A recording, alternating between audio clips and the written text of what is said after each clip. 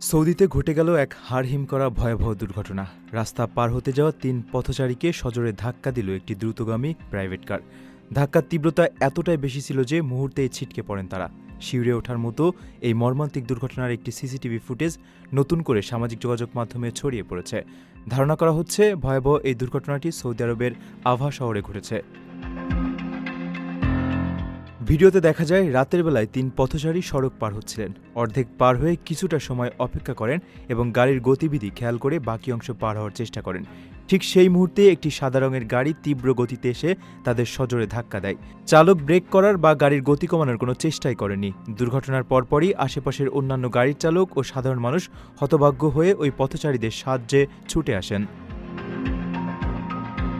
ঘটনাটি আগের হলেও নতুন করে ভিডিও ভাইরালের পর চালক এবং পথচারীদের সচেতনতা নিয়ে ব্যাপক আলোচনার সৃষ্টি হয়েছে। অনেকের মতে, রাস্তা সোজা থাকায় অন্তত ১০০ মিটার দূরে থেকেই পথচারীদের পরিষ্কার দেখার কথা ছিল। চালক হয়তো মোবাইল ফোন নিয়ে ব্যস্ত ছিলেন অথবা অন্যমনস্ক ছিলেন। আবার অনেকেই বলছেন, এমন ব্যস্ত মহাসড়ক বা দ্রুতগতির রাস্তায় পথচারীদের এভাবে পার হওয়া উচিত হয়নি। পথচারীদের জন্য নিরাপদ পারাপারের ব্যবস্থা, সিগন্যাল বাটন এবং ট্রাফিক আইন অমান্যকারীদের জন্য আরও কঠোর জরিমানার ব্যবস্থা করার দাবিও উঠেছে। নিজের একটি স্বপ্নের ফ্ল্যাট এখন আর স্বপ্ন নয়। প্রবাসীর সিটিতে শুরু হয়েছে ৬ বছর মেয়াদী সহজ কিস্তিতে ফ্ল্যাট কেনার দারুণ সুযোগ। এক ঠিকানায় আধুনিক জীবনযাপনের সব সুবিধা, নিরাপদ, পরিকল্পিত ও বিদেশের মতো স্মার্ট পরিবেশ। আজই বুকিং করুন আপনার পছন্দের ফ্ল্যাট আর গড়ে তুলুন নিজের স্থায়ী ঠিকানা।